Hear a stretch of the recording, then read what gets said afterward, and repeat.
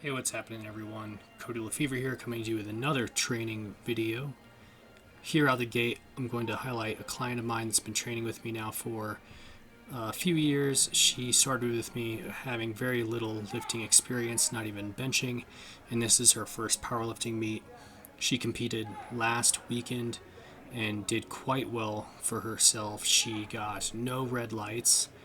We've been very strict with her form, and some injuries along the way, minor ones, but always going back, improving form, and getting better and stronger.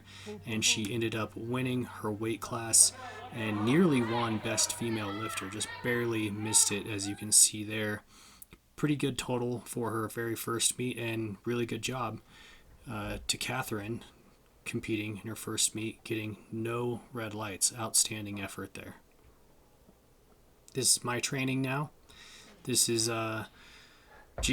rolling on to 712, 713 sessions in this video. The first session here is strict press. I did a 3-rep max with a moderate effort at 190 pounds, and then 10 singles after that. So I wanted to just maximize the number of singles, and usually I'm keeping my rest fairly low, and just with filming, it wasn't like that. The rest was actually closer to probably 2.5, maybe even 3 minutes per set, setting up the camera, all that sorts of stuff. This is 190 pounds because my 45s are just a little bit heavy. The one on my left there is like 46.7, 47 pounds or something like that. It's about 190 pounds. So with general gains, this would be considered like a T1 lift because I'm doing singles after a heavy rep max. This was at a moderate effort and maybe even easy. I wanted to get this for a 5-rep max. I just did not have it in me that day. My legs cramped up a little bit. I probably could have pushed to a 4th, but I'm trying to be more careful here, especially when I go harder on the effort. I don't want to get injured. And so I just capped it at 3. I said, whatever, I'll call it a moderate effort. My legs cramped, whatever. I'll just maximize my follow-up set volume. That's one of the great things about general gains, how flexible it is you can make up reps through doing more sets after your rep max effort. So this is the 10th and final single. You can see it goes up a little bit slow. I maybe could have done that for a double, but nevertheless, I'm good with all of those singles.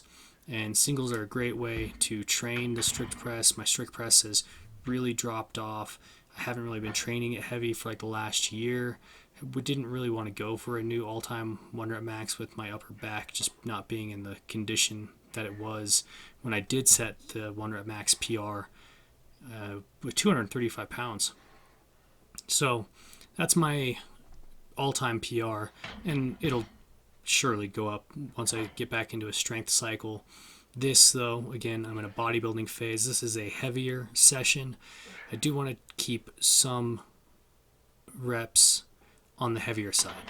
So a lower volume session for a bodybuilding goal, however, it is coupled with getting higher volume sessions in the days that follow. So the way this worked out is this was all upper body pressing. One of my favorite formats for training upper body pressing, I outlined in Generally Strong, which I believe is in like the 300 days blog post or something like that. It goes from standing strict press to incline bench press to a flat bench press. And here I actually did a 6-rep max with the same weight, 190 pounds. Probably could have pushed it to 7, maybe 8 reps. I just called it a moderate because I knew my elbow just wasn't feeling that great this session. I knocked it, and it just, when you hit your elbows, they're a little tender for some days. But training still didn't go so bad. I just maybe underestimated how hard I hit my elbow. I messed those things up years back. They're very tender. But I get into this lift C here, 230 pounds, 6-rep max. And this was really when it started to mess me up. And I've got a pec issue because of my shoulder. This is close grip bench. I think I'm only going to be close grip benching. If I go much wider than shoulder width. It just tears me apart. So I did add weight to keep in that bridge weight range. Like I said earlier in the video, I wanted to hit that 3 rep max for actually like a 5 rep max, and what turned out to be like a moderate or maybe an easy 5 rep max. If it was an ideal session with 190 pounds, I would have done doubles, but it didn't go that way. So I just made sure my follow-up lifts, I was a little bit more cautious with the weights, so that way I can stay within that bridge weight range of a 5 to a 6 rep max.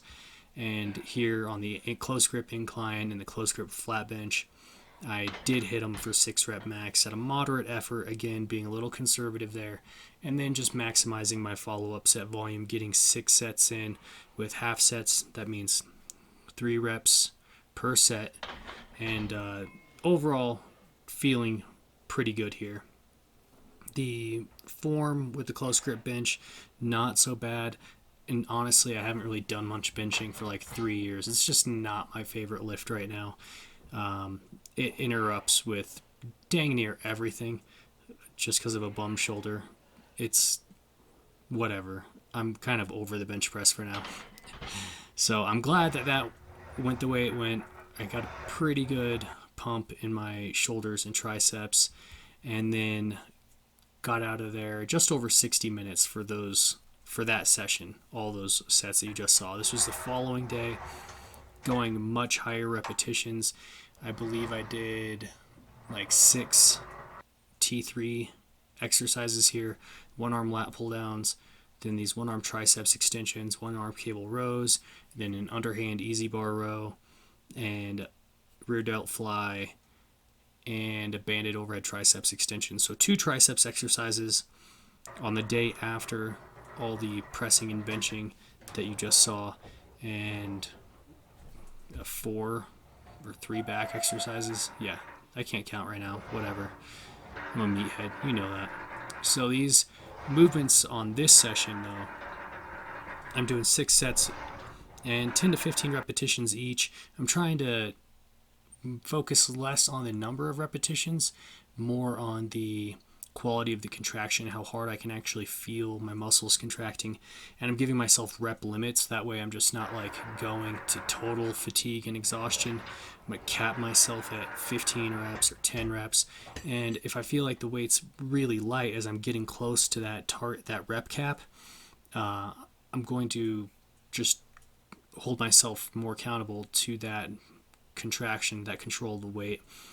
This is the final 3 exercises. I did these in a triple set.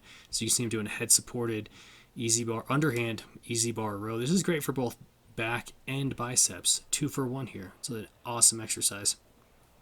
So I'm working on the tempo here, squeezing hard at the top. I could do a better job, honestly.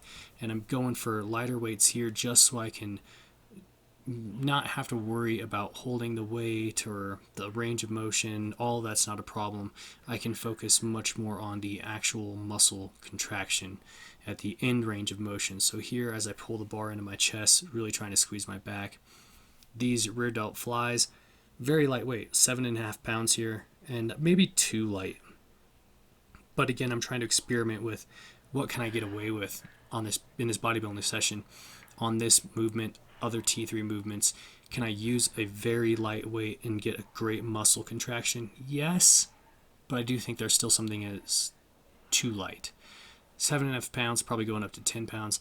I need to just work on squeezing my delts with this movement. My traps always take over on real flies and face pulls and stuff. It's kind of a bummer because my delts are totally lagging behind my pecs and my traps, and that makes my upper body not look that great. So that's why I'm part of the reason why I'm in a bodybuilding session, because got a lot of imbalances aesthetically. This is the final movement in the superset for this all T3 workout. It's the banded overhead triceps extension. And on this, again, I'm trying to maximize that muscular contraction at the top, maintain constant tension tempo, not rest at the bottom for too long, not rest at the lockout for too long. And when I'm at lockout, I'm trying to not just pull the band up, but also my hands apart, and that makes it feel a little bit better of a contraction. So that was the training session. You can pick up the merch here. You guys have been buying from the merch shop. I do appreciate that so much. You get 100% more gains, as you can see from that testimonial. The GZCL shirts are made with Trendweave technology that I stole from DARPA. Thank you for watching the video. Thanks for your support. Like, comment, and subscribe.